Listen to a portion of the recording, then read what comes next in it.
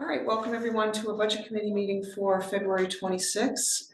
We have got a full budget committee present, therefore a quorum. The conflict of interest disclosure, anyone who has a bias or financial gain from any potential votes on the agenda, they're asked to disclose and refrain from discussion and voting. And then the Pledge of Allegiance. Allegiance to the flag of the United States of America and to the republic for which it stands, one nation, under God, indivisible, with liberty and justice for all.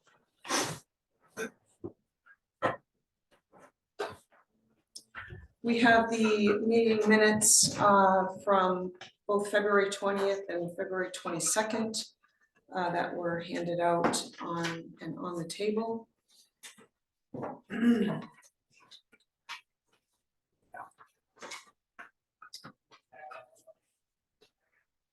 you a minute to look at them.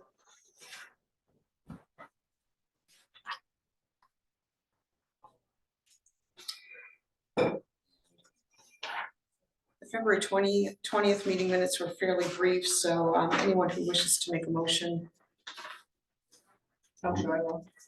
Second. All right, Kitty's motion, Jim seconds. Are there any suggested edits or changes? All those in favor? And that is unanimous. Next up, the February 22nd meeting minutes.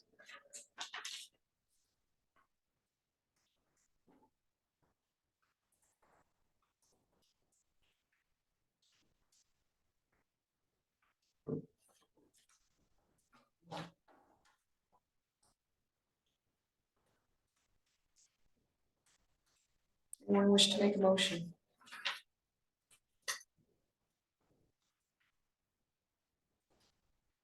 I'll make a motion to accept the minutes. It's Jim's motion. Second. And Colin seconds.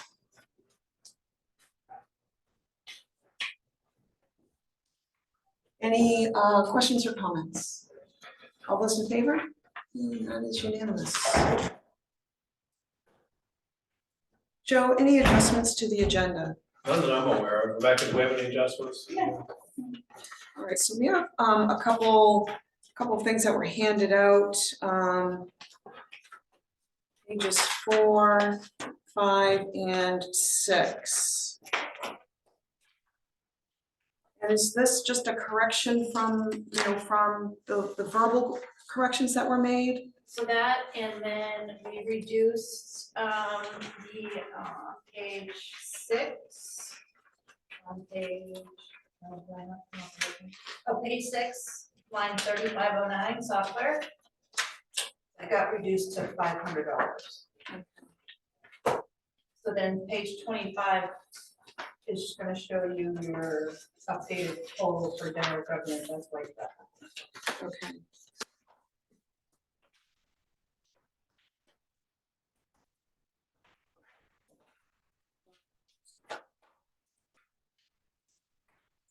So we had I think a couple of leftover matters from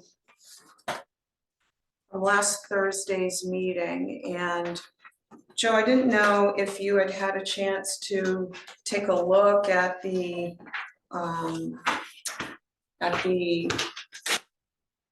TIF account to. I looked at the development program, and after your meeting on Thursday, which I think was Friday, I reached out to a consultant, our attorney, actually an attorney with Freddie. We had been working with Alyssa, but because we have a TIF assistance application that she has a conflict with, I've called our Freddie attorney. Well, I'm just meeting now. Her name's Emily. We have a meeting scheduled. The earliest she could get me is Thursday this week. But I've sent her an email what the questions are. Okay. So hopefully Thursday morning I'll have a more definitive answer for you. I've looked at it a little more closely, and it may fit, but I want to make sure that she Mhm. and I have that conversation on Thursday. Another TIF follow-up, so I've also been reviewing the application that I just mentioned.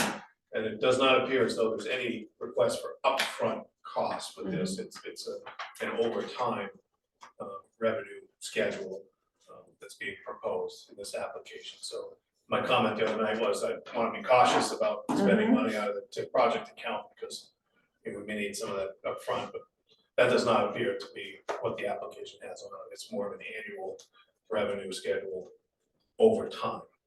That's the way it appears. I haven't reviewed that with the committee yet, but that's the way it looks. Okay. So. All right, so, so that affects the, transfers out then on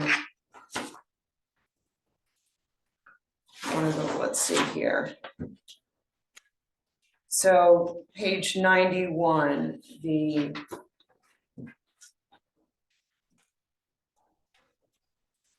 so much the solid waste scale and road, but the park courts, I think you've already determined the boat ramp perhaps won't qualify, or did we not get that far into? So there are 3 projects that I have posed as questions to Emily. One is the boat ramp. So the boat ramp is within the TIF district. Yes, It's identified on the map. The other project is the Quasic Park. Yeah. And then the third project, which does not show up on this, so it's really not something you need to worry about in terms of budgeting, but just so you're aware, the third question is the grant match for the scenic byways gateways, which is the 4 and 16 parking lot, the Depot Street parking lot. That match is currently intended to come from Economic Development Reserve. So it doesn't affect this Okay, page. I just right. want to clarify with you, there are 3 questions I'm asking about projects. 2 of them specifically are here. all right, so we'll, And I can ask about solid waste scales while I'm at it. so would the solid waste scale and road, you haven't spent everything in the construction loan, That is correct. so could this be wrapped into the construction loan? I believe the road was on that original The plan. road was, but there's not enough, there's only, I think, 145,000 left in that loan. Somewhere around there. Might do the road portion, that's a Yeah. good question. It definitely could not pay for the scales, that would not be Right, appropriate use of it. right.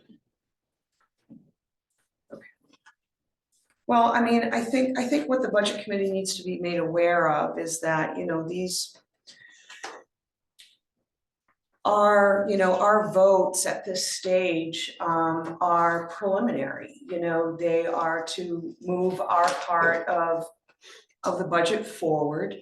There's still public hearings, there's, a joint meeting or 2, or 3, whatever, with the Board of Selectmen as they as they would like us to to explain or to share discussions. So this is, we're not locking everything in, with these votes today or over the next couple of days to to move things forward. It's if you look at your calendar,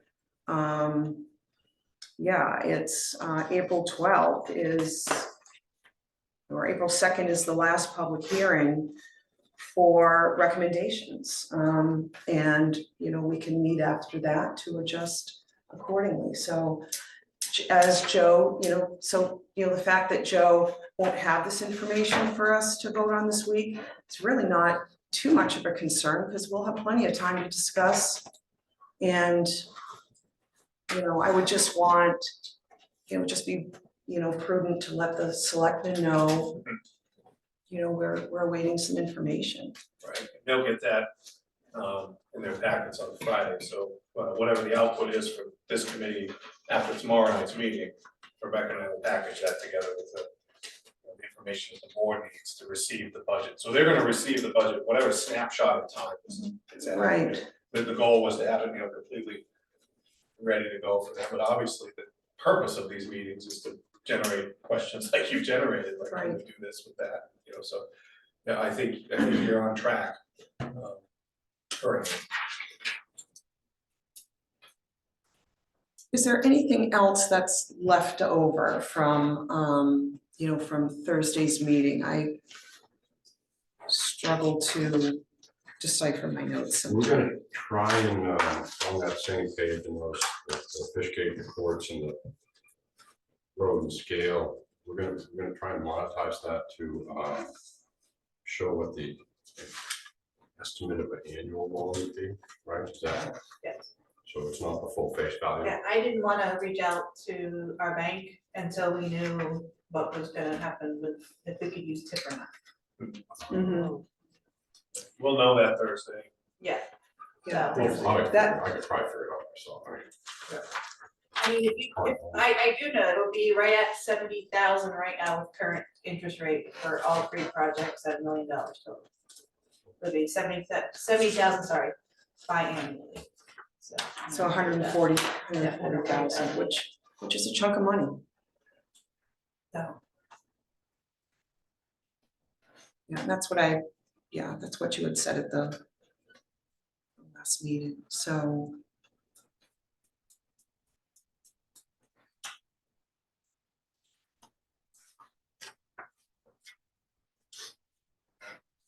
All right, thank you, Joe, for, working on moving that forward. Any other questions left over from prior meeting? the only other one, Michelle, we had it was the mileage on the police cruiser. It's 45,000, we'll make a note for when we get the. So it's 45,000. It's like 45,000 and some change, but. Okay.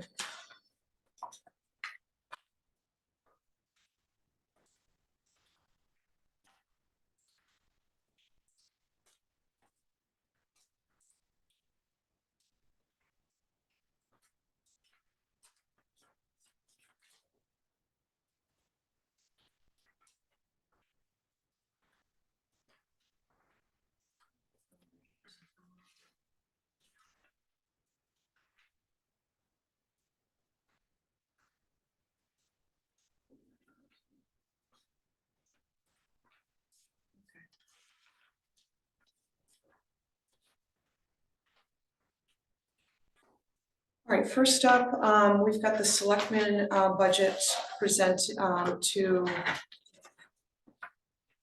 discuss. Just want to see if I have any. Yes, Shelley. So when we do when you send it to the selectmen, are you gonna make sure that you put the, in the right boxes for the, that we're off on the capital plan? Yeah, we'll update those. We've got those notes. Okay, I just wanna make sure.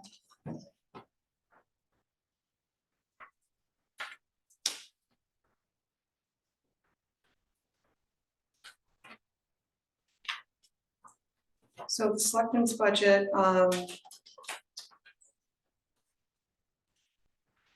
just a question, Joe, regarding the HRA account. Obviously historically, that has been in the selectmen's line, but it's not a selectman benefit. And I'm pretty sure we discussed this last year, so as to the reason why, these aren't allocated to the different categories, for the staff who benefit from line 0508, the HRA account for 7,000. I can actually answer that. Okay. So we put it into the selectmen's budget because it is a benefit that is offered by the town.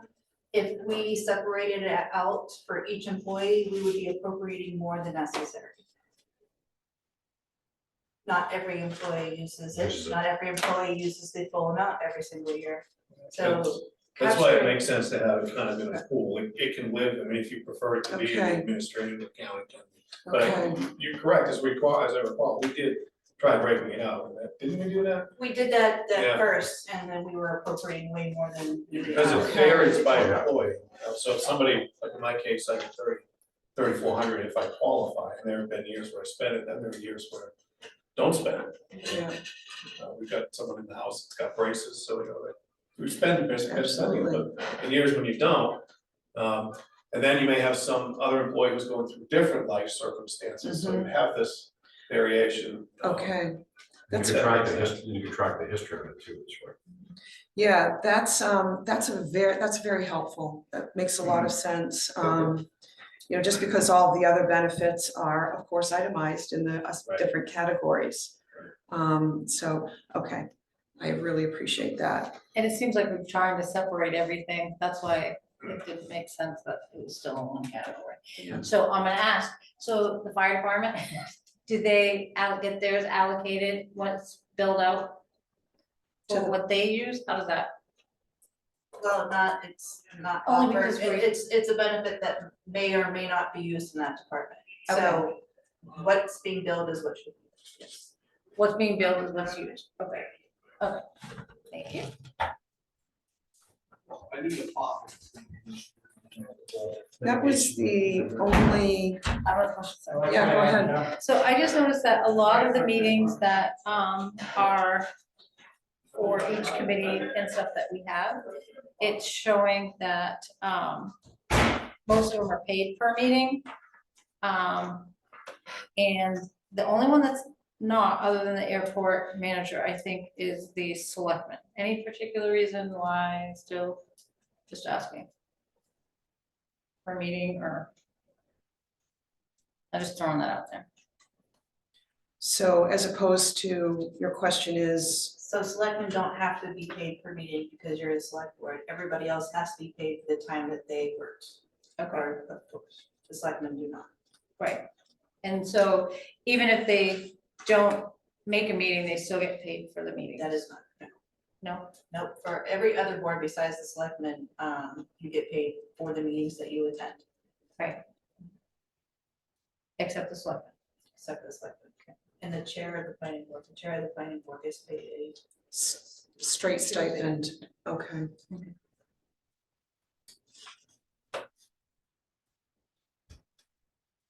All set with that?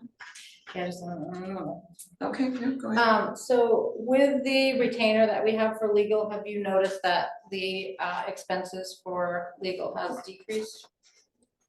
Generally, yes, now and again, we get a special project that pops up, but that, there's enough leeway in what we're budgeting here to accommodate for that. Mhm. Yeah, but it has, I think, contained legal bills for the most part, having a retainer. The thing about the retainer is there are items that are not included, like TIF items, for instance, are not in that agreement. Collective bargaining is not in that agreement. So if you have something that comes up, it's a specialty, then it's a per hour charge. The regular general purpose legal items are covered under the retainer, policy review, ordinance review, questions. I know that you're just gonna average it out because it was something new, that's why I'm asking. Yeah, so far, it's good. In fact, I'm pretty sure I've lowered from last year's budget because of my confidence in the, Yeah, Yeah, 5,000. my $5,000. Yeah.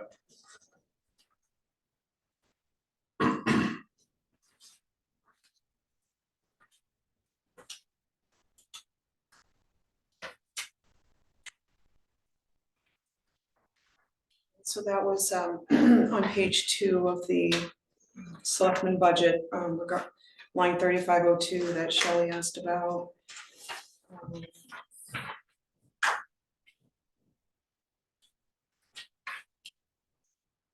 Any other questions? The selectmen budget ends on page 3. The manager recommends 81,505. And if the budget committee isn't recommending any changes, then certainly someone could make a motion to provide preliminary approval for the 81,505. Yes, Jim. Can I ask why you said preliminary approval? Just because it's not our final approval. This is a working budget, a working document as we move through public hearings, meetings with the selectmen, more information. So it would be our recommendation that we agree with the manager. Yes. is Yeah, but then recommending. it obviously goes to the select. So Or are you what saying to come back to this as a We- preliminary? we can, and we certainly can, we're, because there's public input still to come. That we need to take into consideration. And so what will show up, Jim, is we'll have our own committee column beside the manager line. And then there'll be a selectman or elected column. So, Does the initial line disappear? Or it just goes managers finance? So what's in the warrant will only be selectmen Yes. and budget committee. That's all that goes into the warrant. So, and to add to it, Jim, the budget committee and selectmen can change the budget however many times. That first public hearing, you have, like she had said, you get the public feedback. You might not change any of it, right, but you have the possibility to change it, especially after the public feedback. All right, thank you, that's helpful, I was mistaken, I thought we were on a timeline, that this approved or not approved to get to the selectmen. So you do, but that's just the initial one. So Okay, if, say in the public hearing, somebody comes up with something and you're like, oh yeah, we should change our recommendation to what this person in the public says, you can do that. Okay, Yeah. all right, well, I'd be happy to make a motion to accept the selectmen budget on a preliminary basis. so it would just be, okay, the 81, do you want the amount? Do you want us, or just say the manager? Yeah, and I would, don't say preliminary basis in case you don't make any changes to it. Okay. Okay, so just say, Make a motion to accept the selectmen's budget in the amount of, the selectmen's budget as the manager has proposed in 81,505. Jim's motion, I'll second. Kitty seconds. Is there any further discussion on the selectmen's budget at this point in time? Seeing none, all those in favor? And that is unanimous. The administration budget begins on page 4, and there is a replacement page for that. Mind you, it's single-sided, so you've got page 3 of the selectmen that you still need to keep.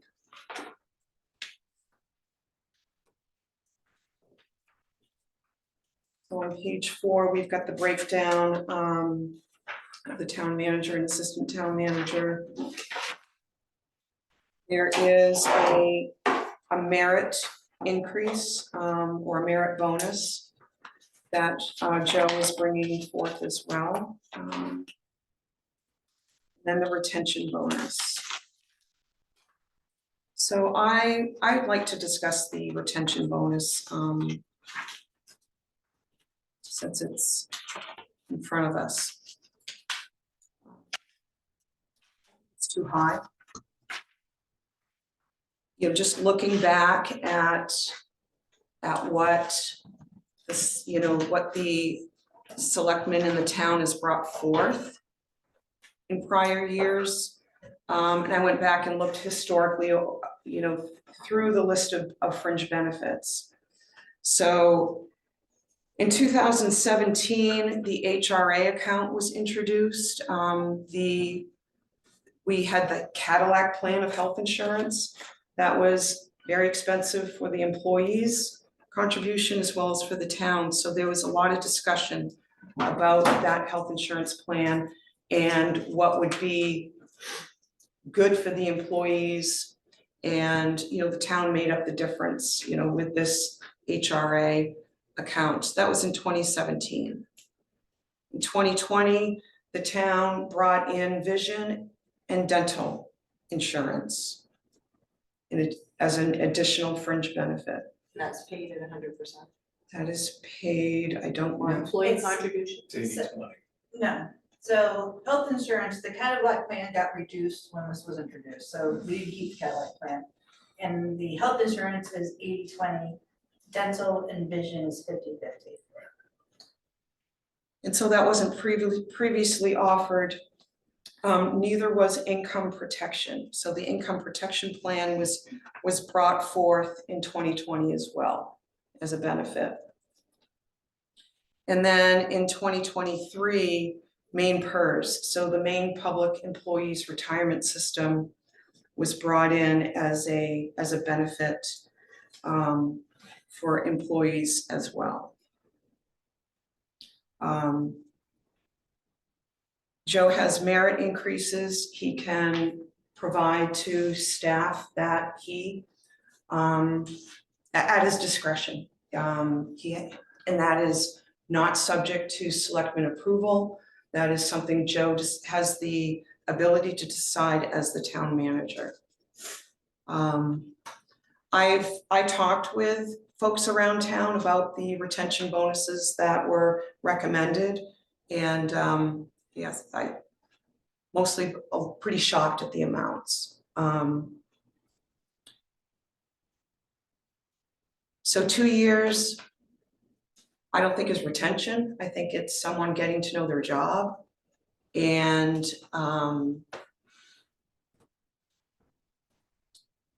it's like, at what point is it enough? With this level of benefits is my piece as well. You know, I've talked with, you know, a couple of employees who have been employed in town for 20, 30 years, and you know, you get a duffel bag, or you get you know, some kind of, you know, recognition. But I think it's excessive. Go ahead, Katie. Can you explain what the merit is and how, what's that? So the merit is for individualized cases where employees do exceptionally well on performance review. So do you do annual and semi-annual, or It's annual. it is annual? Yep. But you could give- Sometimes it lags a few months. Yeah, Yes. yeah, but can you give a merit multiple times a year? That could, I mean, that's not the framework that I presented. Right, Um, I was just wondering what the structure was of a merit. You can give it when somebody does a really good Yes. job, okay. Yes, it's. Is there like a limit? Well, whatever's in the budget is the limit. Is there not? This is a number that got through last year. I mean, I'm open totally to seeing this go up. Absolutely, but obviously not in favor of retention going down. Yeah, Sean. So so in the county, I can speak for, my husband's been there for 33 years. And for the first time in history, they want to do a longevity. And so for 33 years, they would be looking at $2,080. And a lot of the other part of the town personnel policy, you have vacation days, you have sick time, as well as others don't have unless they are meeting for the state of Maine requirement. So that's something that's extra that's provided as well. We threw out last year a potential of a 4-day work week for people, and it really hasn't been pushed forward. I haven't heard any more talk about that. And I just think that the retention bonus, I agree, it's a lot. 2 years, you're just getting your feet wet. And I mean, I don't see that in my industry, and retention bonuses being that high. Usually you keep them for the 2 years, then they're typically here for a while. So that's just my opinion. Can Can you remind me of the scale? So was it? Yeah. So the proposal is 2 years, 2,500, 5 years, 5,000, 10 years, 10,000.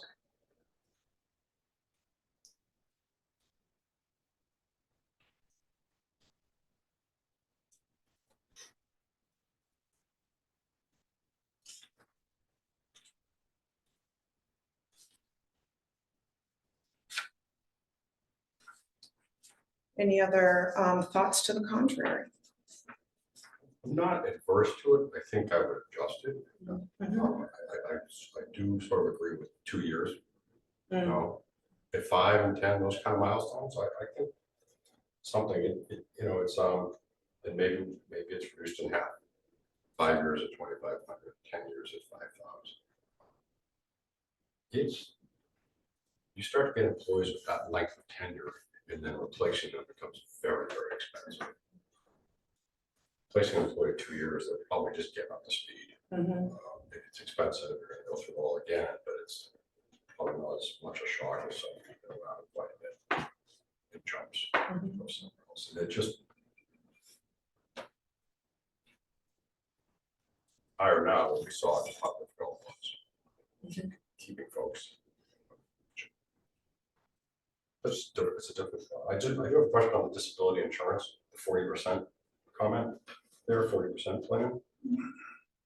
So the only, does it just provide 40% of their income? Mhm. That's all. Well, standard is 66 for short term. This is for short-term disability. Yeah, so, Pregnancy, broken hip, or yeah, so union gets 70%, non-union gets over 40. Employees can pay the difference to 70 out of pocket. 40% is paid by the insurance company. So By- Paid by the town. Yeah, by the time, so somebody goes out, with cancer, and they're out for months to have treatment, they're only getting 40% of their salary. Unless they opt ahead of time to pay the difference to 70 for non-union employees. Because it's 100% paid for by the town at 40%. Most plans pay 100% or pay 66, 2/3% of their salary, paid for by the employer. I've typically seen it where the employee shares in. Long-term disability, 6 months of just disability beyond. Mhm. But this was my old wheelhouse, sorry. No, it's good. This is all good, Yeah. Joe. Oh, okay. So is the committee recommending 70% for non-union employees? That's good, Joe. It's not much of, it's not much of a benefit. I mean, 40%? I mean, I think, How do you pay bills? yeah, because I mean, folks are bound to, not have that much, vacation or sick time built up, I'm good with recommending an increase for that. But I would like to see the retention bonus reduced to 10% of what's being recommended. 500 and 1,000. I mean, again, Joe had. 2 years. No, striking 2 years. Again, the merit bonus is truly what people should strive for. True. Be supportive of 70% I would. short-term disability. Yeah, makes a lot of sense. I What just, is it, 66 or what is it? well, the union. 60 or 67%? Yeah. I think that's what to choose from Number which 1/8, one, first day elimination for right, injury, maybe a week for illness. Yeah. To self-administer, that's probably too complicated. You just pay 70% day one. Side.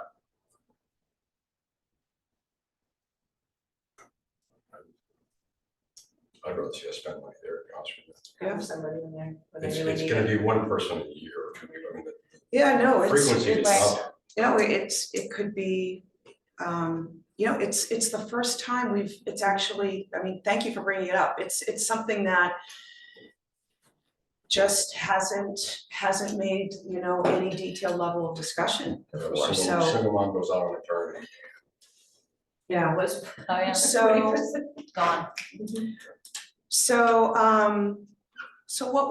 would we need to revisit this? So if we're going across the board and we're recommending a 70% compensation for all non-union, I think you would make that motion at every time it comes up as you're going through. What's the duration of the plan? Is it just is it 12 weeks? 6 months? It's yearly. It's yearly. What's the duration of the How long will you be out? income protection plan? So if somebody goes out, how long do you pay for the 70%? I think it's up to a year. I think They it can is, be- but I'd have to look that up. Okay. And they have approved ongoing disability. You've got something, you've got a process set up for that. so how does the town manager handle that? I think I'm recalling an early so you don't have an employee for, a certain period of time, so, So we use, we have an FMLA program, obviously, we're required to do that, we have it in the policy, so that's kind of the first benchmark that we would get through. right, yeah. But, I think, again, I don't want to be quoted on this. But the employee can, as I understand it, meld their sick time, whatever sick time they have, with their 70% and stretch that, timeframe. If that makes sense, so if they have a lot of sick time, they don't have to use it all at once, they can spread it out over that time and still get paid. The duration of the policy, I don't know offhand, I'm gonna have to look that up. I don't know. I'm pretty sure state record says. I'd like to, just before we start to recommend something, I'd just like to go over the Oh, recommendation. absolutely, before we go, yes, I agree. So if I could also see how it interacts with the PTO plan. Okay. Yeah. All right, so we're gonna put off, so Jim, what you're recommending is to put off the voting until we see, For each employee. for each one that comes in until we have more information. Yeah, I mean, I think we could probably move forward. Exactly, With With all everything the and other just keep this as a discussions. sidebar, a Yeah. rolling sidebar. Okay. So, all right, so we'll be getting more information on line 0504.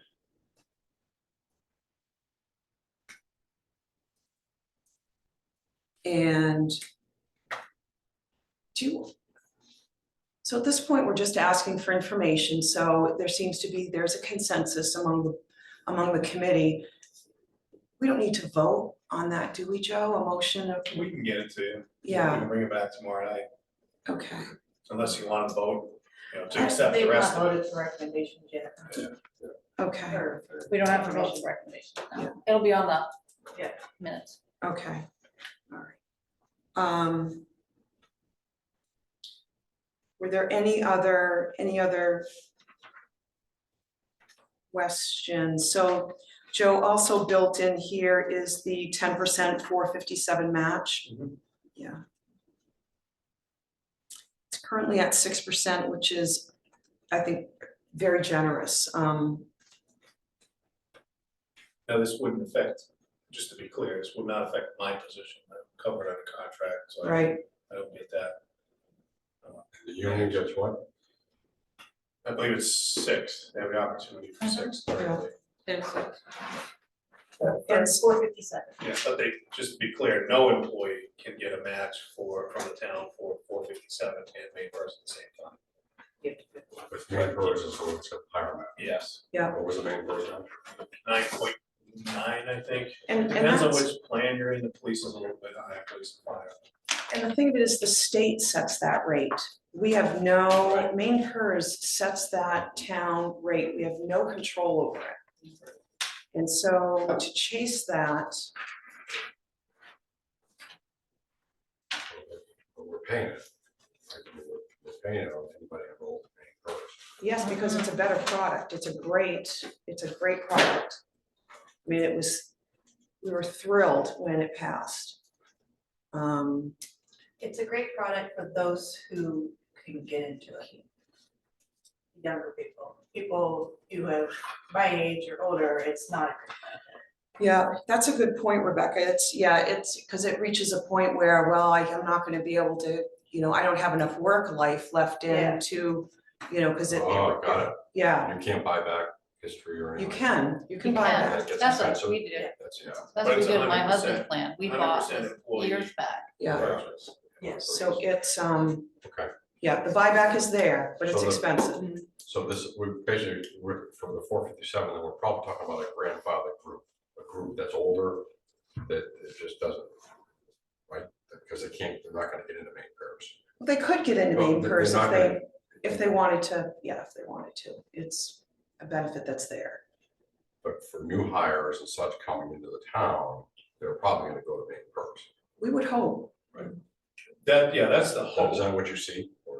Yeah, It's, so, I mean, what's happened in the past, Jim, is the town's inability to, or the fact that town didn't have main purse to offer really affected the ability to attract someone with experience that may be work at another town, may, really want the opportunity. So that's the other piece, that main purse brings to the table, is the fact that someone who's got years in at another town or with the state can just continue on. How difficult would it be to show us an annualized 457 at 6% and 10%, so we see what we're talking about for real dollars to increase?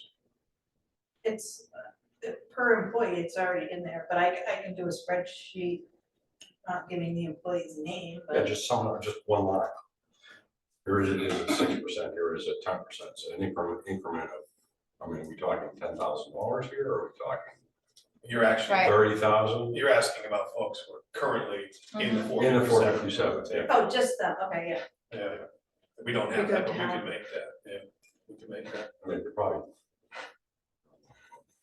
I'm not smart enough to figure that out, but it could be figured, someone can figure it out. Rebecca can figure it out.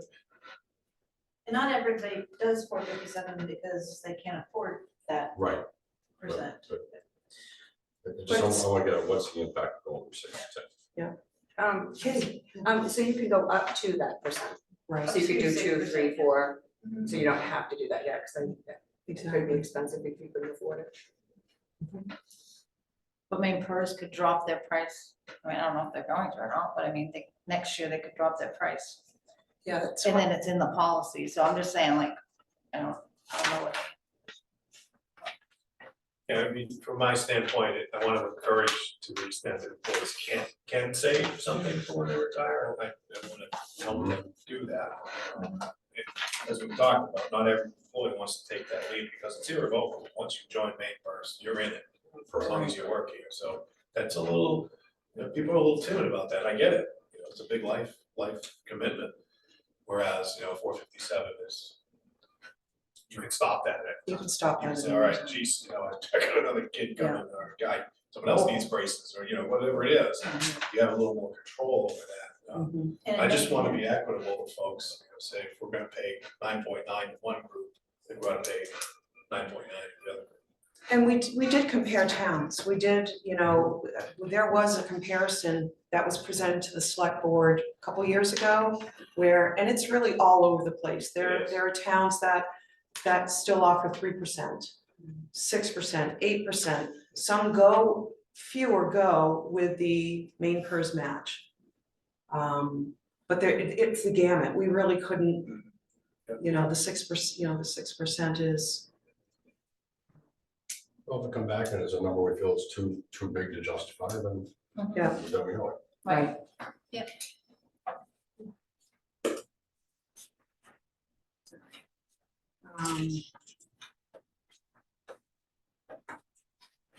Actually, if you look under the income protection line, Mhm. from budget for 2024 to 2025, for each one, that's your increase. You mean 450, The, Four- yeah, 457. 457. I apologize. line 0503. Budget, So what you're saying? So if you look at the Actual. 2024 budget, it was $11,065 and 12,075. Yeah. But this, we have to do that for every department.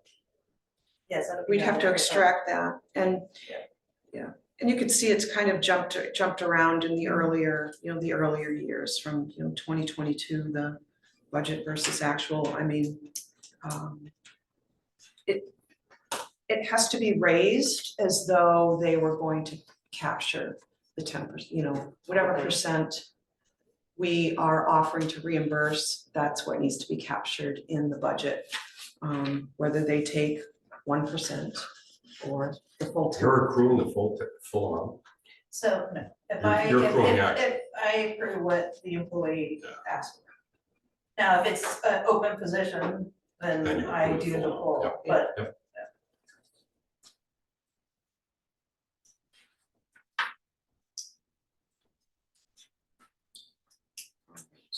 So we've got some more information coming for the administration line. And so, do you want me to do total for all non-union employees, or do you want me to break it up per department? Probably just total, Total, okay. yeah, total. That's easier for you.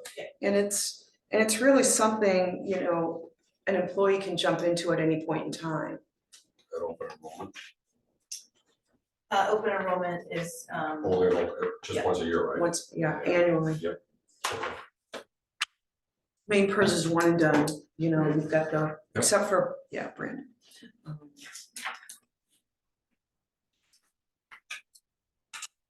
So we've got more information coming there.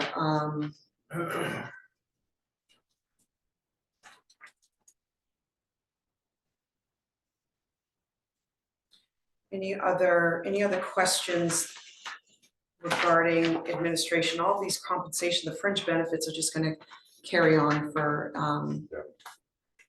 subsequent, but we've got a couple coming up that are contract that we can probably vote on tonight.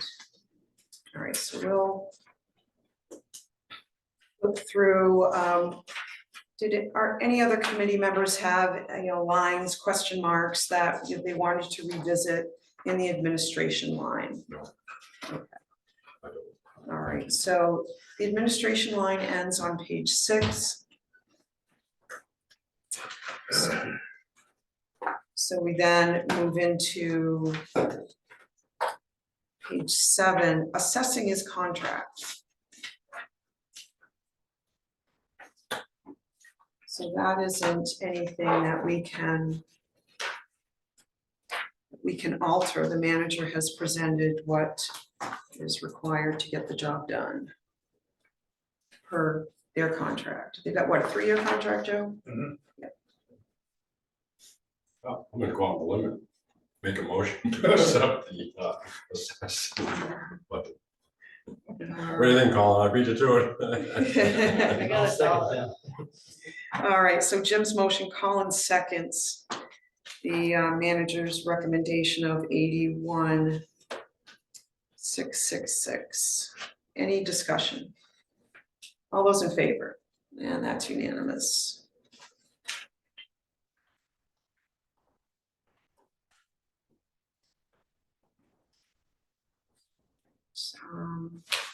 Finance department, again, we're looking at the information under the fringe benefits.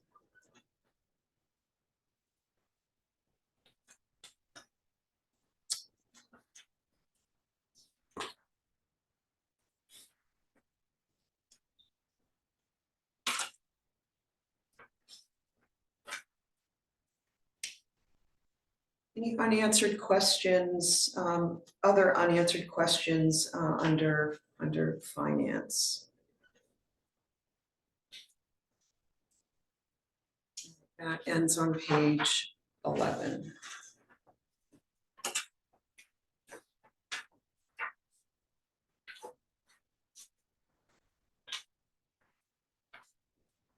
Planning department.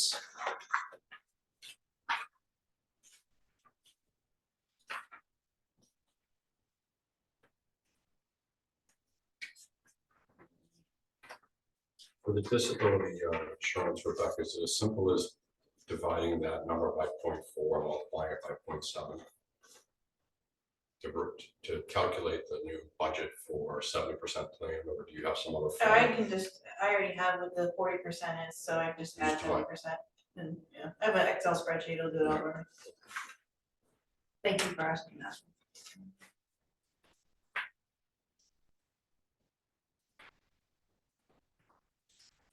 I'm sorry. Don't apologize.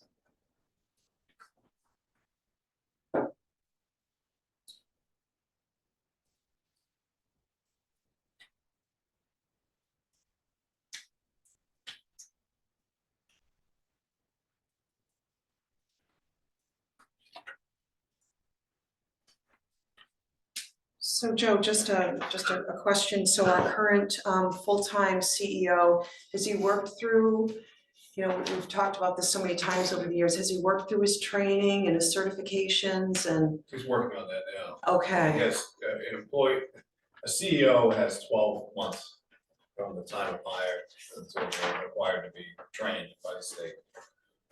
So it's going through that, thank you. just beginning it, actually, I believe. It's got another 6 or 8 months. Okay.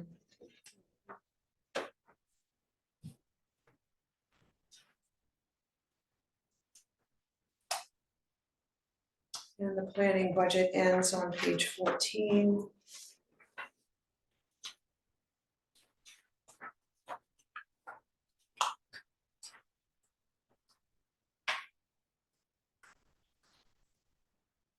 So for the buildings, this is another one we could probably vote on unless there are lingering questions from anyone on the committee.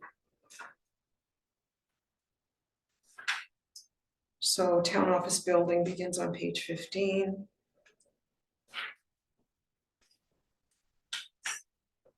Let's see.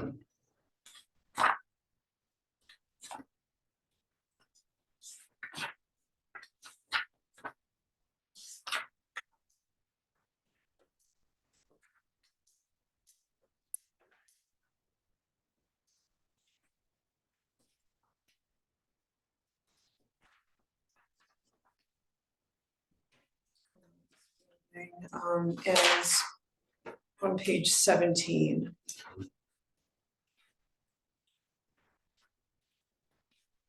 Make a motion to accept the manager's recommendation of 86,705 for the buildings, general government buildings tower office budget. Jim's motion, Second. Shelley seconds. Yeah, any final questions? All those in favor? And that's unanimous. Next up is the public safety building. There's another one, you know, unless there's some lingering questions from the committee.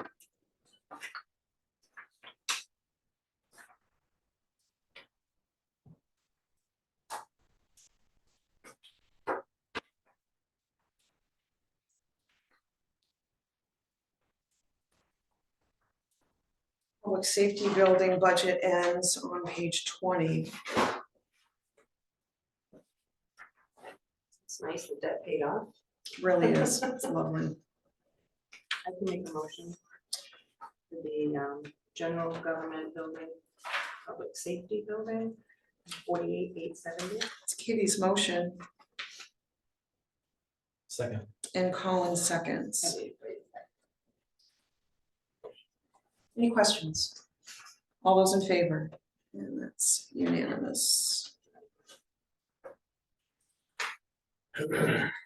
Town clerk line, town clerk budget also, will wait.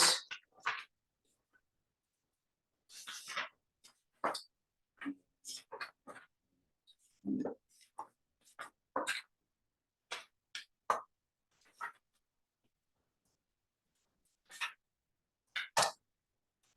the town clerk budget ends on page 23, and page 24 has got all of the insurance, which we can certainly vote on. Other than the, so disability, I didn't have any questions. Did anybody have any questions on town clerk? The casualty insurance, yeah, that just kind of sets itself aside. The property casualty insurance on page 24.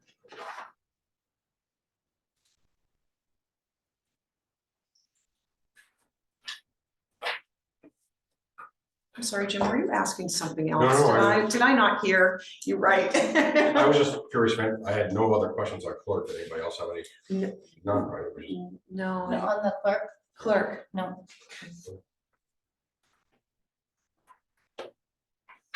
the property, is that a 10% increase?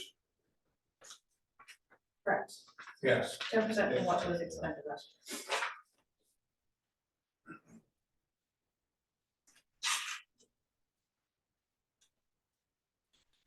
So the town manager recommendation is 67,661.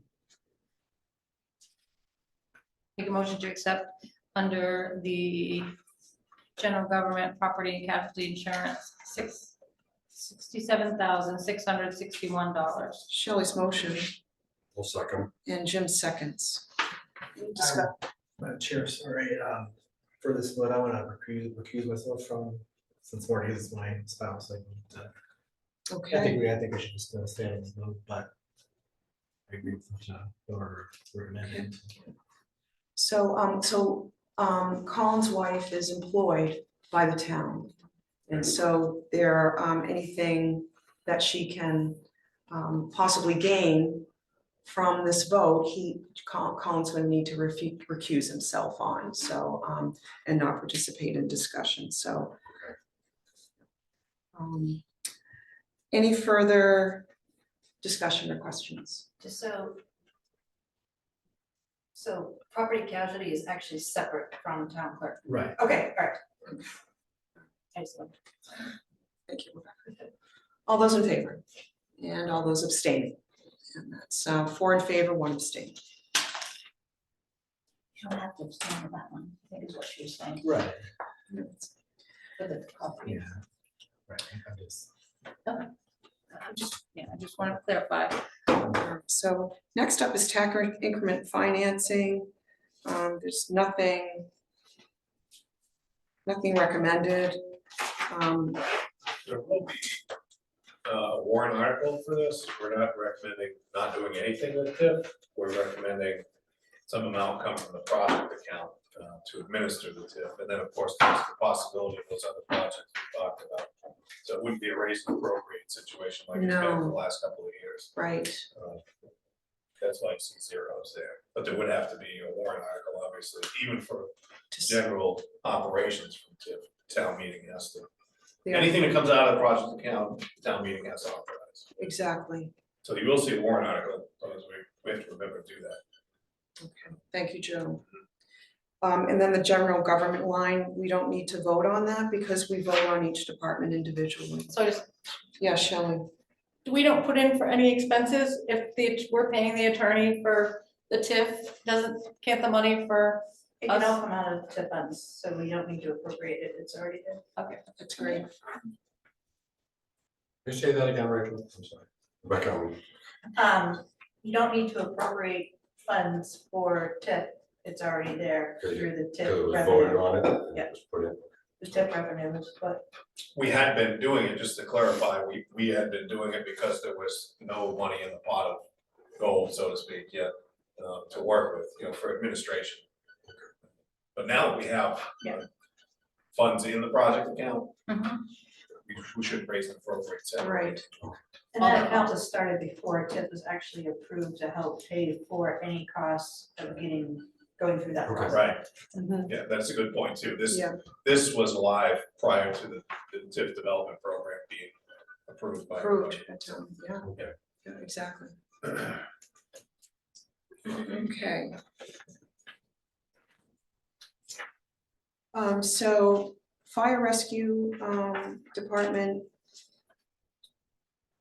The chief has requested, an additional full-time firefighter. Which I'd like to raise up for discussion. We did get the chief's numbers over the years. So, the chief's first full year as in his position was in 2019. And so he's brought, all the history, number of calls from 2019 through 2023, and they are a calendar year. So you'll see in your total for 2019 was 370 calls. For 2020, 502 calls.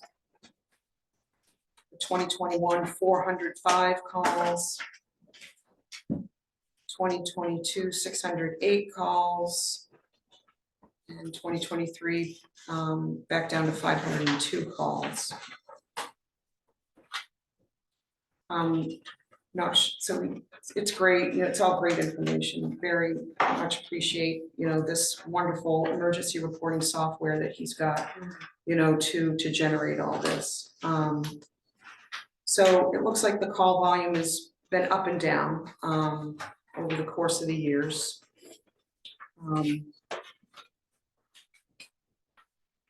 So some of what we discussed with the chief the last time was, at this point, the full-time firefighter works Monday through Friday alongside the chief. And one thing that was suggested is whether, the benefit of him changing his schedule, so he's not, he could perhaps enjoy some family time, because certainly, we see the false alarms, the good intent calls, et cetera, that are peppered in throughout his busy year. And, I think in addition to this information, I'd love to see, where the calls are. I'm gonna go back to Saddleback. And the fact that, he's, they have needs.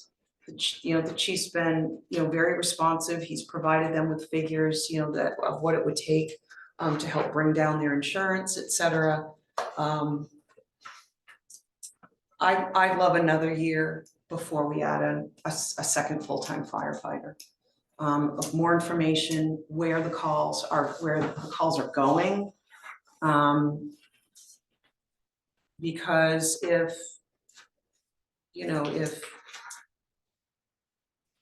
Saddleback needs this level of coverage and they're really pushing for year-round recreation up there, they've got, wonderful mountain bike trails, in the summer months, of course, the skiing, so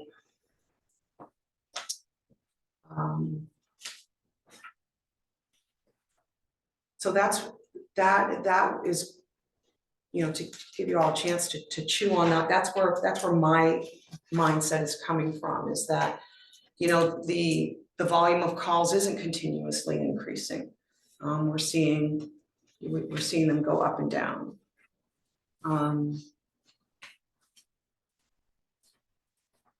So to prepare you, go ahead, Kitty. Is Chief Bacon? Is that? Chief Bacon, It is, okay, yes. that was the first time, so that was the first time that I had met him, when he came and did his presentation, and so he started in 2019, Mhm. so that. No, was 2018, 18. but 2019 was his first full Full year year, as okay. chief. Okay, so looking at, the number of calls and how that goes, he actually started just pre-COVID. So getting his feet underneath him, I think he sounded very concerned about, the budget and, did due diligence, talked about the vehicle, changes and what have you. If that's his recommendation on the need, and I understand about the saddlebag, not as much as you guys do. And I know that they're doing, you know, he did mention that they're doing some, you know, investigation and stuff like that. I would be more apt to go with his recommendation. And this is what this is what it's all about, you know, is flushing out thoughts, and Things aren't gonna slow down. What's up? But one thing I can add to that is, he can tell you where all the calls are at, he can tell you where they were, whatever. He's gotta be careful though, make sure he doesn't violate anything with HIPAA. But even if they're at Saddleback, it doesn't negate the fact that calls are happening, we have a contract with Saddleback, they've gotta go. What needs to happen is on the administration end, on our end, is figuring out how we're gonna change the billing bill warrant. So it doesn't stop the fact that he might need a third firefighter, it's just how are we gonna continue billing for that? And managing his time, how he's gonna try to figure that out moving forward. And John did sound like he does a lot of administrative work Yes. too. there's a I lot would of, love to see it by, I'm not sure what I want to see, if it's hazardous in rescue. Or if it's everything by Rangeley and then by the plantations and stuff like that. It's not, I'm sorry? it's not broken up like that, but I think his software can tell you in what areas those calls had happened. yeah, I mean, that's where I was coming from is the location, you know, not specifically where, but, you know, because he's, you know, he covers a large area, and anyone outside of, you know, Rangeley shares in that service. So and as the chief said, there has been a discussion with Saddleback about putting a truck up there, because that's truly what would lower their ISO rating. And so that would be their own expense, not, you know, not ours, not in our ledger, that would be theirs. And so I think that's more where I'm coming from, is the fact that, so Saddleback's seeing a need. Maybe, we May, don't know that. I mean, we well, don't know the they've data, talked with, they've Yeah. met with the chief. But we'd also see a drop in revenue because we're billing them. We're billing them for services now, so they put a truck up there. It would lower Create their, their own. it would lower their ISO rating and be, you know, it may reflect less on, I mean, there still be general responses to Sandy River Plantation. You know, Saddleback is talking with the chief specifically about their problems, their concerns and issues, and Is there a way to determine what percentage of calls are just Saddleback? I don't know, I'm sure you Year could, over year, okay, last 2 years or something. but we would still bill like City was saying, we'd still bill Sandy River, because there'll be other calls at Sandy River, and the. So we don't bill Saddleback. It's not separately, it's No. all in our contract with Sandy River. That's where the discussion needs to happen of how we're billing. And, Sandy you know, River. yes, Kim. Yeah, you would think that's a Lights huge go on. expense to Sandy River, that they would. Well, thing is, they well, won't, it's coming. so Sandy River won't. I think that's where I'm coming from, is it would have to be Saddleback that pays for it. It's Saddleback specific. well, not the one he's proposing now is No, not Saddleback no, now, but but this- if it was. But if it was, And Mike already told him that, if it's Saddleback specific, you will have to pay for it. Yeah, not Sandy River. Correct. And so that's where I'm coming from as far as wanting maybe another year of data, another year of information that the chief, you know, maybe looking, you know, maybe looking at his schedule and having someone scheduled for a week, you know, for Saturday, Sunday. Is there another way of getting at the data? Is there another, like, do we know Sandy River encounters in general? how? You must Yes, I have- believe we do. I was You have a looking- formula that you're billing them It's not per Year- call, it's a per, year or after the fact, so we're funding the end. yeah, but it's not per call, it's valuation and population. Is how we come up with that. That's what I was saying, we need to look at how we're billing. So in now it. maybe we need to make an adjustment to that. Yes, absolutely.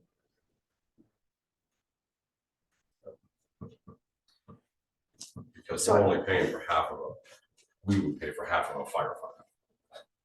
Of this increase. Yes. Yeah. And I like that, and if we can pay for 40% or 45% instead of half, that's even better. Yeah, so we appropriate the whole amount. That's, I understand that. Yeah, and but then we get reimbursed. Right. And how often, you probably told me this already, so sorry, how often do we look at this formula? Is it every year? Every year, well, the census Is doesn't it change. a contract that we have? 10 Is years, it a but- written agreement? Can we change, So there Contract. is a yearly contract, right? we change the math to take into account Saddleback usage under Sandy River? Possibly, we'd have to have those We numbers. just have the data to Yeah. support it. Yeah, If it doesn't support it, then, okay. right. But we still, I'm sort of leaning with Kitty here, we get a firefighter for half the price. Recognize they help other towns and stuff. Right.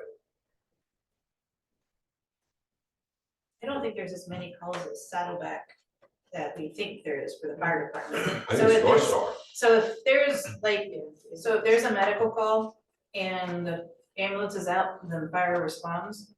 But they don't respond to Saddleback, because Saddleback has their own team of people. They have, the ski patrol have higher, Yeah, if I understand it correctly, through the Higher. dispatch center, they have higher qualifications of their training. So that when they, if the fire department were to go on the call, they don't have any access to that. Yeah. Right. They don't even have to call 911 and get any instructions. They just do it. It's just like the ambulance. They do it. so, so I'm just putting that out as a, as probably something I'll bring up, tomorrow. When we're, discussing the harder numbers, just with what I'm seeing, the 2023 number is the same as the 2020 number, which 2020 was the heart of COVID and everyone coming arrangely, but anyway, heavy recreation. Yeah, a lot of people love to. Yeah. So I'm that's, go sorry. ahead, Shelley. So also, one of the things that sticks in my head, what the chief said, is that hiring this extra person doesn't necessarily mean they'll be qualified as the same credentials. So that's why I said, I mean, I'm kind of leaning more towards what Cindy's saying by waiting a year and then maybe doing like an on-call thing, so the chief does get time off and can make those decisions, because you have a bunch of seasoned, which is not common in a lot of towns. You have a lot of seasoned firefighters that have gone through all the training that could make the same decisions as the chief. I just. Yeah, we lost Johnny. I think Dennis is stepping back a little bit, right? I shouldn't use names, but Right. Mhm. He has already, yeah. can you And just, maybe shifting that up a little bit to be able to free up the time. can you just clarify what you meant by, just because I don't understand, so somebody else might not, Absolutely. what you said about qualifications, they might not have the qualifications to hire? No, I mean, like, so if something, there's an emergency, not everyone has the same, the rank to be able to be in Certifications. charge of a scene. You can't have everybody in charge on a scene, you have to have one person, Yeah. one individual that would be in charge. And that's why I'm like, I just think of like how the county does it, they have they shift a week and they have someone that's on call 24/7, so if something happens, they have that person that they can call on. I mean, it's just a thought. New hire would have to have those qualifications, so I think you don't, this is a requirement, they have their firefighter 1 and 2, and Right. Yeah. Yeah. And it just. On the that- that's- administration level, and it also gives them something that, I mean, they've been firefighters for a long time too, a little extra pay, I'm just throwing that out there too. Or like a on-call for being available for when the chief does want to take time off, and he can actually take time off without having to come. I like that paradigm as far as incentives for existing command staff, or even existing firefighters, using them on a per diem basis. But the thing that concerns me, and I don't want to let this moment escape without saying it to you again, is that folks are migrating out.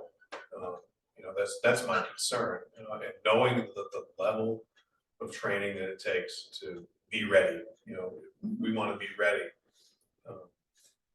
And then be available. So you may have some folks who are part-timers or on-call folks who are very ready. I mean, they understand how to do it, they're trained, but they're working. They're not available to leave their job all the time to respond. You're saying what I was trying to say much better, thank you. Well, I'm not saying it because I want to. There it's are the people problem. stepping out, that are stepping out, I know, just Yeah. talking to some of their bosses. I was gonna say too, we need to be careful that we're not micromanaging, his ability to manage his people and himself. Right. Because that's why he has that position. That's a good point. Yeah, and the other thing, and this is more tongue in cheek, I'm not a radio guy, I don't listen to it all the time, but once in a while, either I'll hear somebody else's or I'll have mine on because I was curious what the siren was. And almost every time I do that, it's 2, if not 3, very involved calls happening at the same time. And I see the chief after something like that, I'm like, wow, the training, and that's how I can tell, that people are training, because somebody who may just be a firefighter can pick up an incident command, like they go handle the snowmobile accident, they might not have any rank at all, but they're trained in how to handle that as an incident commander, and then pass it off if they need to someone more seasoned, or they may handle it cradle, I don't want to say that, beginning to end, they may handle that call because there is that level of training, so I'm just concerned about long-term, not having people available, because one of the things that can happen, maternity leave, paternity leave, other leaves, if employees break a bone or something, they can be out for a while. You need that redundancy, that backup to kind of make things consistent. Hiring another full-time firefighter does not provide 24/7 coverage, so No. you still have those opportunities for those extra per diem shifts. Right, yeah, I kind of see that's the approach here, is it's an amalgamation of the two. But I believe me, I've had this conversation with Chief. Initially, I was coming at it from the per diem angle exclusively, but it made sense to me to mix that with, another full-time. And I know that's a jump for range, and I get it, but, the amount of people that are here, and the amount of area, I think that's more than anything else, is it's 600 plus square miles. Again, that can take people 45 minutes that direction. You can have somebody up front saying that the chest hurts. What do you do? You gotta have people trained on that stuff. So, I've also been to a lot of the meetings that they have down at the hospital for Franklin County in the past, and they are seeing like not a lot of volunteers down that way. And Rangeley's been very fortunate to have a lot of volunteers and people willing to help. One of the things that they've talked about is having to regionalize, because they just aren't getting, it's just like in law enforcement. People don't want to be in law enforcement anymore. People don't want to be firefighters anymore because of the risks, because of the smoke inhalation, because of all that other stuff. So they've got to come up with solutions on that part as well. But I think we're very fortunate for the people that do volunteer for our area. absolutely. Absolutely. I agree with you, and I'm glad you said it, because I wouldn't want anybody listening to this to think that, they're not important, because they are. Absolutely. We have a pretty healthy roster, although some folks are falling off, here and there. They are the bread and butter, and I would think that, if you're one of those folks, it probably is better for you and your your mindset to know that you've got full-time folks here taking care of all the, documents and the getting things ready, the equipment's ready if you do come in for a call, so it's probably more likely to call folks who are gonna come in if you've got day staff that are here or day night staff, full-time, instead of keeping the truck stocked and doing the truck checks. I mean, that's a regular requirement. Those are all those make-ready things that the chief and his firefighter do day in and day out. So it makes it, I don't wanna say easier, but I'm sure it's probably better for somebody who's on the call force to know, okay, the truck's gonna be all set, ready to go, I'm gonna go get it and go to the fire, So it's a good team, it really is a good team. Absolutely. I wouldn't want anybody to think that, Well, that's what I'm trying to think, like, of other ways, other than to make someone make a full-time position, is to make a part-time, like a fill-in position, where the ones that have been there and they just want that in between if they're retired or something like that. I mean, it's just, or they have extra time, or I just, opportunity for them to stay engaged, if that makes sense. Oh, I see what you're saying, is to offer a Yeah. part-time position that someone trained in our Those existing. fill-in pool. positions and stuff, yeah. Wouldn't probably build the bench strength though, as a retired person. You're gonna take advantage of it. Well, right, that's what I'm Just saying, it's thinking- like just somebody thinking out that's loud. right on there, who's like, Yeah. hey, on the weekend, or a week that they want vacation, I mean, it's just somebody Yeah. that may have more knowledge or something like that, other than someone just starting out. I'm just trying to think of other Right, ways okay. to keep everybody engaged that's already a part of the team. If you do a full-time position, that gives him the leeway to figure out, maybe there's two people, or maybe there is one that he has in mind, that would slide right into that position fairly easy.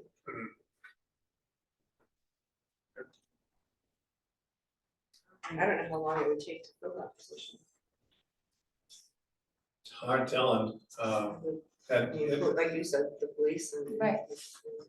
And it's hard to track them. doesn't necessarily have to be a young person, just to be clear on that. Equal opportunity employer. Anyone can apply. That's right. anything can fly. But I'm just saying, like, it's to reward the people that are still in it, I guess, and being a part of it. And if they can do anything extra and to be able to earn extra funds for that, I mean, I think there's an opportunity that's there that. Good point. I mean, you look at everybody else, everyone else has, like, Town of Phillips, they have volunteer.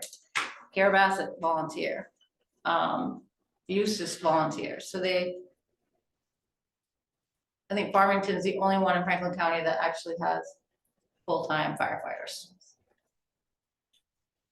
Usually has a couple of them already.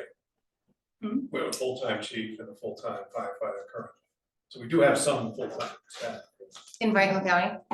In Rangeley, Oh, no, I'm just She was saying, like, comparing surrounding counties, like, Towns. between oh, they're Rangeley. exclusively. Rangeley, yeah, exclusively Gotcha. Rangeley and Farmington. are the only ones. Yeah, gotcha. Okay.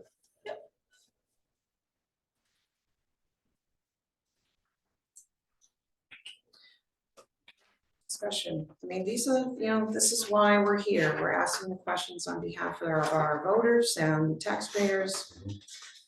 Because we really wanted to be on the budget committee. And one of the questions too was the Yeah. 38,000 about the part-time wages. Part-time, what page you on, Shelley? Yeah, on the first page, probably. yeah. That's right, Okay. it's, hang on, let me make sure I got the right page, because I'm looking at two different things, looking at. 26. Yeah. 25 the old one. Oh, yeah, I have that circled. You weren't here when I handed out the new ones. That might be a problem. Oh, sorry, Colin, we're giving, sorry, oh, for crying out loud. I'll read off both. I have that Page circled. 25. Chief review, that $38,000 figure, if the second full-time firefighter is gonna stay in the budget. That's right. Yeah, that was the discussion that I thought we were just having, the 38,000 component of that is per diem shifts. But wouldn't that go down with a second full-time firefighter? I think that's what we were asking. We were asking originally how it was proposed. And I thought he said it may go down somewhat. Yeah. Not, He and I have followed up, but you might have been within earshot. We said, no, we want to leave it there based on the conversation about per diem officers on the weekends and at other times in conjunction with the full-time, the new proposed full-time position. Okay, so this 38,000 is an actual, okay, I'm gonna cross off my notes. Okay, covers per diem. Right.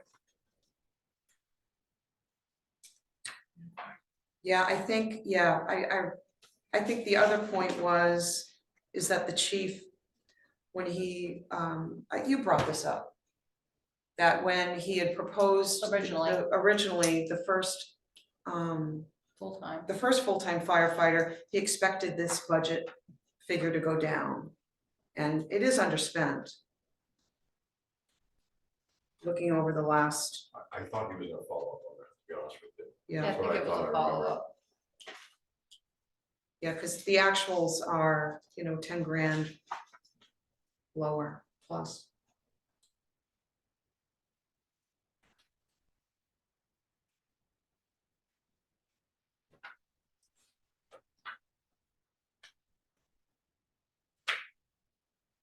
So yeah, why would that stay the same then if there's going to be a second full-time firefighter? He was, yeah, you're right, Jim. He was going to Mhm. take a serious look at that. I don't think it's gonna make a big difference, but I think it should make, there should be something there. All right, let's, okay, so that's line 0103.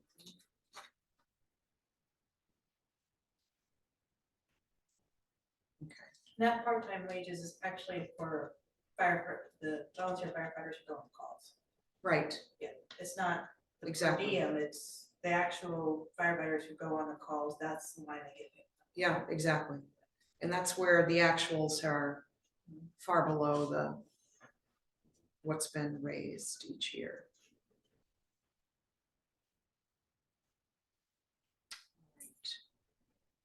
Any other questions about fire rescue? Let's see, well,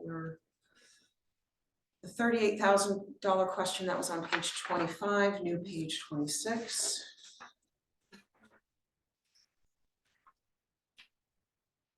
And they explained how they didn't have the training last year, right? And they need to put this Yes. coming year, Training costs, yeah, on old page 27, and page 28.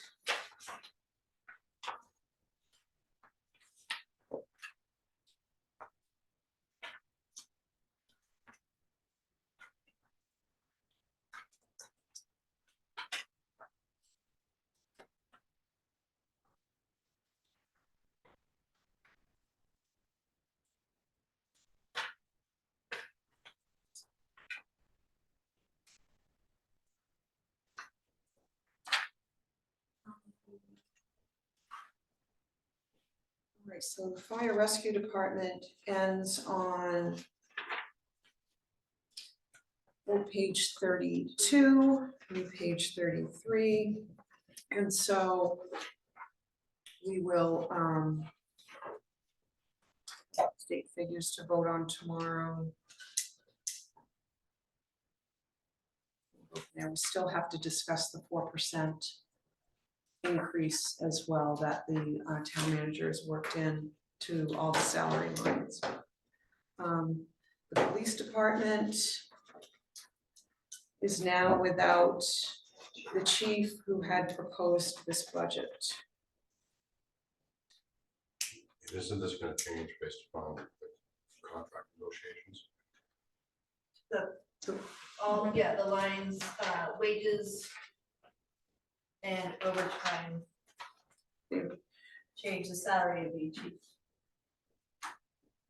So this request includes the third officer, which, so Joe, last year when the chief discussed a third officer with you, you weren't willing to carry that forward into last year's budget because the opening for the second officer had not been filled. And so at this point, wouldn't it be prudent to do the same thing for this year's budget? Would just be to strive to fill the 2 current openings. I think it's a level of service question, you know, if we're looking for 140, whatever hours a week it is to cover the town, you know, with a little bit of on-call coverage here and there. I think that, you know, the goal is to have that level. I understand that it's been challenging. About 3 years, right, without, 3 years. We have, you know, but as everyone recalls, this is one area where wages were not appropriate. We're finally at a contract negotiation, and clearly I can't talk about what's going on with that, but I think from a staffing level, this is the right number to get the right number of hours of coverage for the town. I stayed for the selectmen's meeting. It was a pretty strong topic. A lot of people in support of expanding police staff. We heard it spoke. I sensed, Jim, more that there was like, when are you gonna hire, you know, when are you gonna fill the current opening? It was a little bit of traffic. There were some people that were pretty strong about it, Yeah, you know. yeah, I was here as well, at the meeting, and So it was, should have current budget, last year's budget, chief and 2 full-time employees. That is correct. That's my notes. Hopefully the academy gets some more. no, they're not. That's the problem, they're not. The state police are down, I can't remember what the number is, the county's down, I think that they have someone that's actually coming in. Farmington PD is down, they're just not, they're not getting them in, and the only reason, there's one person that's applied for the county, he paid for himself to go through the academy.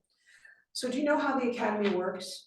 Do you know, I mean, the fact that they need a sponsoring agency, and the town of Rangeley was always a good springboard for someone who wanted to get into the academy.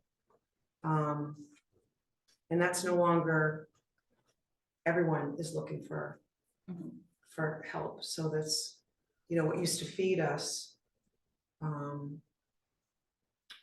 according to, you know, what the chief had stated, just isn't there, because everyone needs. And it's really important to Employees. have the police force that's actually even, Jared had mentioned before, it's so important for them to be a part of the community. If they're not part of the community, I mean, they have part-timers that come from different towns, and there's not.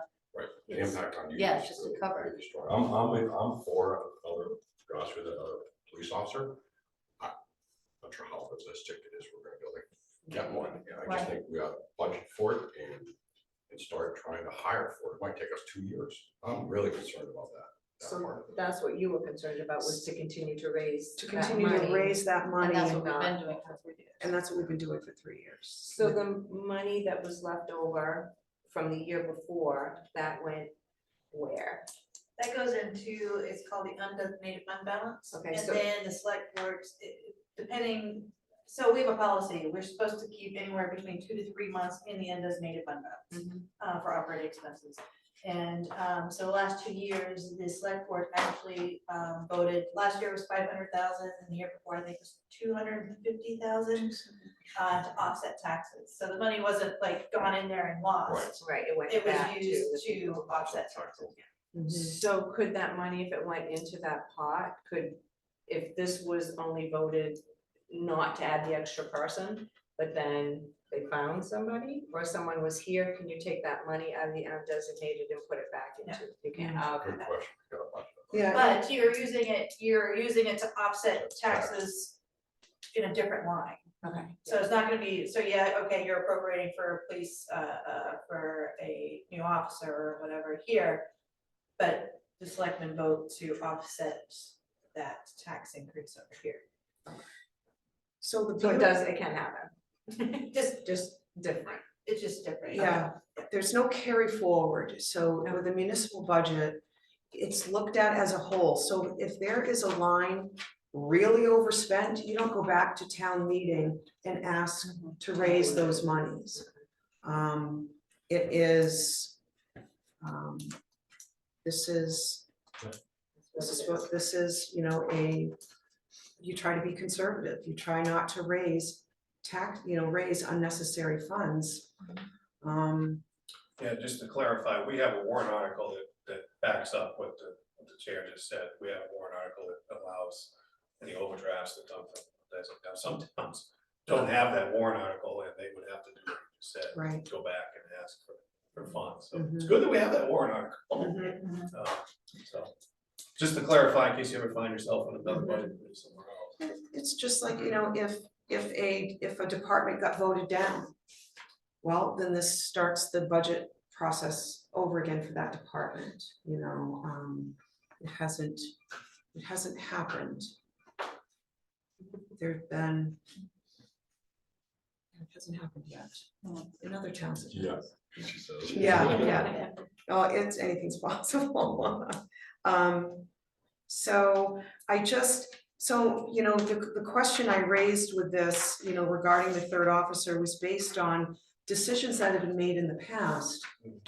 Because, the chief would love to have a third officer, but in reality, you know, can we just budget for, can we budget for what's realistic and not raise and appropriate for money that is most likely not going to be spent?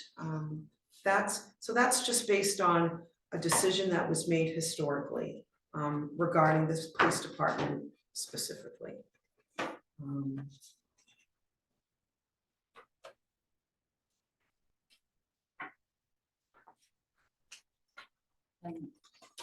Yes, Shelley. So basically you take out the retention bonus anyways, right?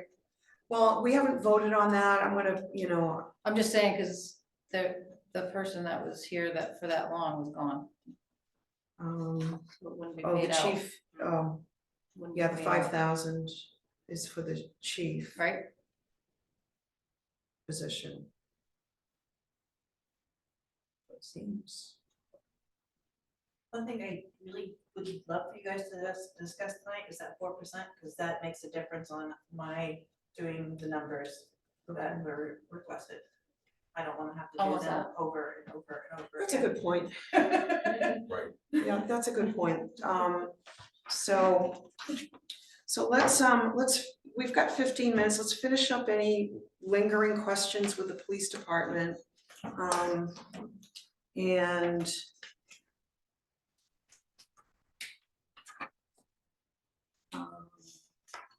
I'm just coming through to see if I had any. There was equipment, there were some bulletproof vests. there was- Yeah, wasn't- all good. Safety. Yeah, all good safety. Radios, I think. Not seeing any Airport, maybe. What's that? We're just finishing up discussion on the police department, and then we'll move into, we'll vote on the percentage salary Okay. increases. Have a discussion about the 4% or if we. Where do I go higher than 4%? Or COLA. What's that? Or the I said, or COLA. if you wanna go higher than 4%. So the police department ends on page 38, old page 37. So any questions? Animal control is after that. We won't bother with animal control. That's, yeah. All right, so the town manager is proposing 4%. So Joe, you want to explain your rationale? Sure. As I understand it, COLA is 3.2. Mhm. I think it would be appropriate to be higher than that. I think 4% is a reasonable threshold for folks that we really haven't always kept up with COLA. That's a conversation you heard from me. I want to make sure that maybe now and again we go above what it is. There have been years that we didn't even reach it, as I recall. So in an attempt to try to kind of balance things out for folks, I think 4 is a good number. As a minimum, you know, and honestly, if we're thinking about taking other things away, I would seriously think about going higher than 4%.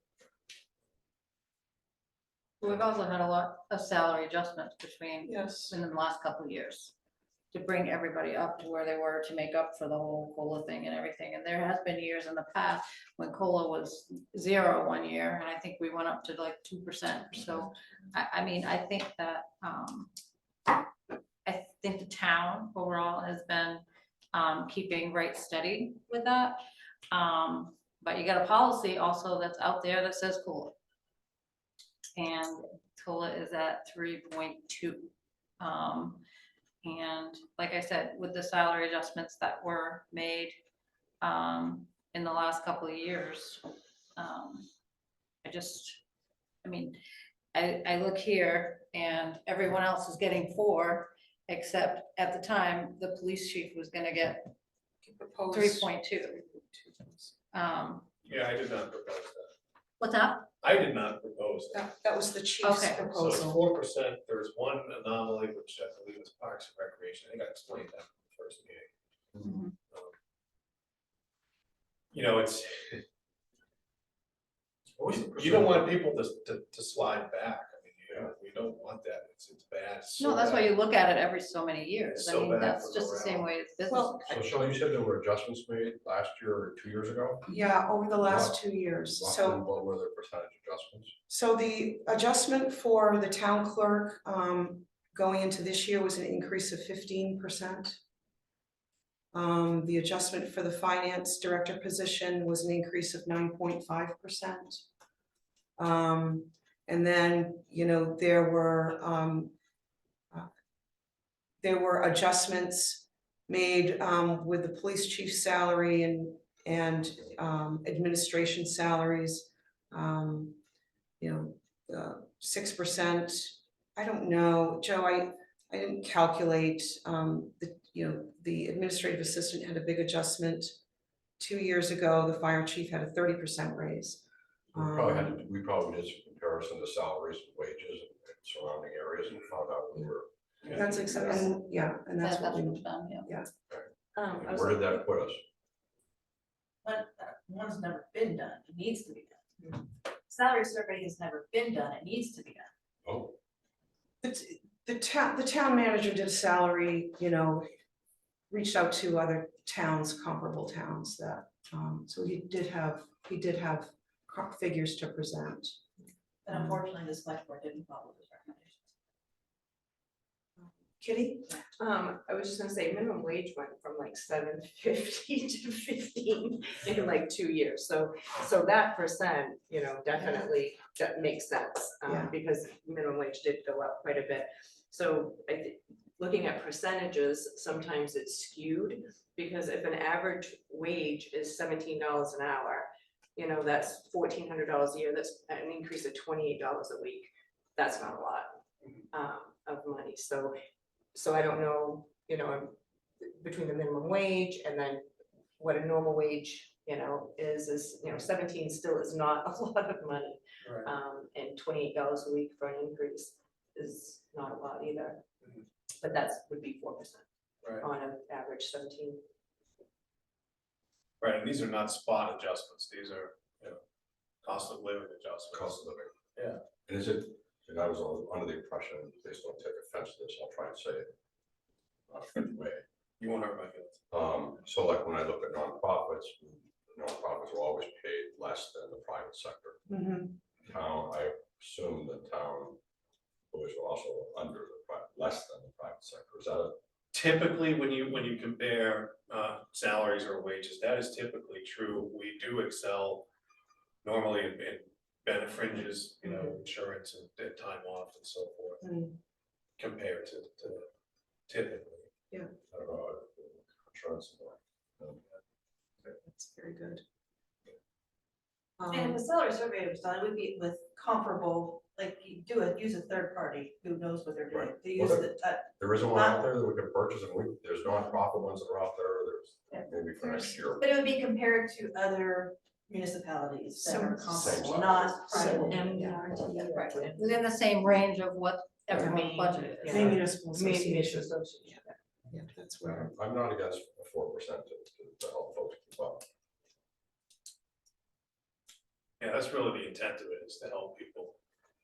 Keep on it, just to have what we've got, what we went through 3 years ago in a nonprofit, the turnover was just, it was a killer. And people, you know, OG was paying $2 more, sorry, like $2 more an hour, we're losing people. Right?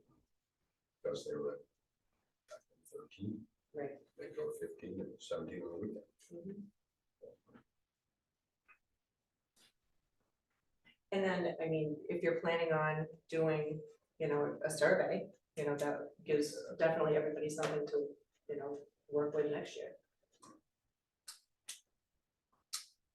So what they've done is, it hasn't been an official survey, but there has been a survey, because we polled different towns within our area within so much. No, we didn't poll from Portland, because their Oh, no. prices, that's not even comparable. Yeah. We looked at towns that were within the same tax amount commitments that are each year, the population, knowing that our population increases. Greenville is one that we typically, we're an island as well, as they're considered an island. And I can't remember what other towns that we looked at for what the salaries were, so that they were looked at, but it wasn't an official where a company comes in and does a nationwide thing. But so- you did look. Right, Yeah, and so what the town manager did, you know, there was an average taken, Mhm. so there was, you know, Franklin County, and then some outliers, similar towns like, you know, like Greenville, Bethel, you know, perhaps, something similar. And it was very clear that just about everyone fell within the range except 2 positions that really needed adjusting, and those were adjusted and then further adjusted, you know, within the last couple of years. So there's definitely been a lot of discussion, but yeah, it was, you know, you could see it clearly that, you know, everyone was within the median, you know. and towards Rangeley the was low. high on a lot of those positions, like within Franklin County. So, anyhow.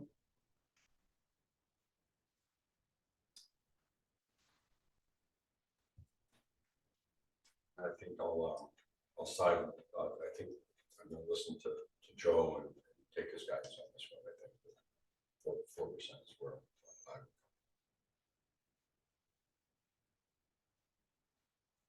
Did you wish to make a motion? And Colin, you can't participate, I'm sorry. Can you just Or- participate for all the departments except the town clerk department? No, that wouldn't be fair. Actually, he can't participate in all the departments except for the town. That's what I thought. And that's, but where she benefits from this, because Joe, yeah, Joe treated everyone equally, we have to treat everyone equally as well. So, I'll make a motion to move forward with the town manager's recommendation of the +4%. I'll second that. so it's Jim's motion and Kitty seconds. I have some discussion. Yes, discussion, it's time for I discussion. just want to remind everybody, this was part of a package, it was the 4%, but also the retention bonuses were part of the overall deal that I was thinking about here. So just putting that out there, Yeah, I'm not trying to yeah. change your minds, but that was factored in when I brought this up. Yeah. Yeah, I'll stick with the retention bonuses, That's a separate. that's a separate Okay, piece, okay. yeah, that's a separate piece. Because there's so much more else that the town offers already, and we're talking about increasing. So. Any further discussion? I really wanted to hear the discussion about it, hear Joe's point of view. You know, I've been very, obviously, been involved in past, salary adjustments and whatnot. And yeah, there was definitely years where COLA was not, when COLA was at its peak, and there were other adjustments. Can I make one more? I just want to make a benefit. Because when I look at the benefits, I don't view them as rich benefits. Vision and dental at 50-50, so a 50% contribution. Most on the employer side would be probably 80-20 vision.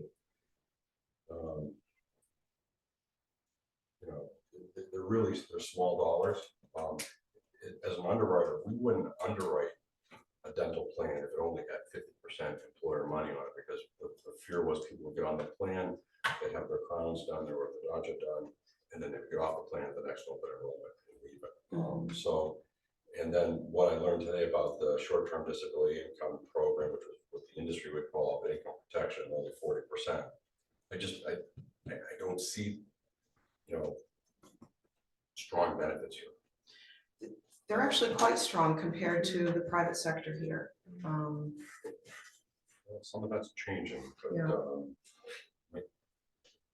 Right, but it's in terms of town government. Mhm. I don't think that's strong. We could also do a benefit survey too, at some point to flush that out. Yeah, I think we did do a benefit, didn't you? Just healthcare. As far as I don't the, know that. So a lot of people don't have dental and vision. No, they At don't. all. I no, mean, Vision's like $1 a month. I mean, it's a number. It's, your dental. well, it's surprising that more than don't offer it then, if Very good if point. it's that cheap. Because of the cost increases on the medical. We just Mhm. can't afford it. medical's expensive. So it's just a comment from the world I came from. Yeah, no, it's all good. It's all good. Any further discussion? All those in favor? And all those opposed, or all those abstaining? Yeah, so we have 4 in favor. Well, he raised his hand for 5. Abstain, he, Abstain from one. Well, actually, he didn't know, is what I'm saying. He voted yes. it's, yeah, he was, when I said abstain, he, Okay, so if that's the case, then you need to abstain from police department then, because she asked for a request from the sheriff's no, department. she doesn't financially benefit from the She police. would if he came here. There's a No, possibility, yes. no, it's So no let's possibility. Apples to apples, let's be fair. It's, Colin has a direct financial benefit. And so would she, if the town went with the sheriff's department. We need to be fair. I think we can probably discuss that further.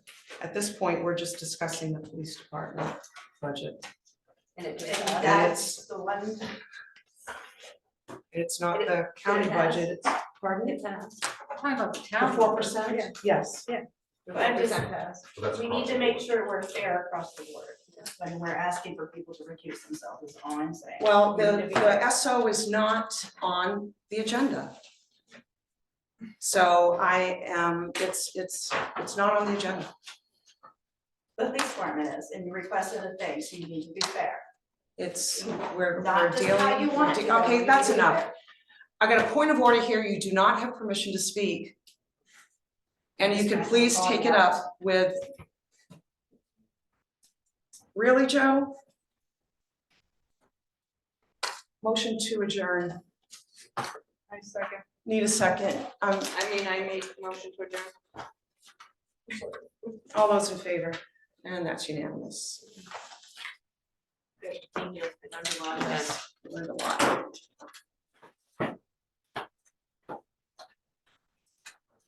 What, 5 o'clock?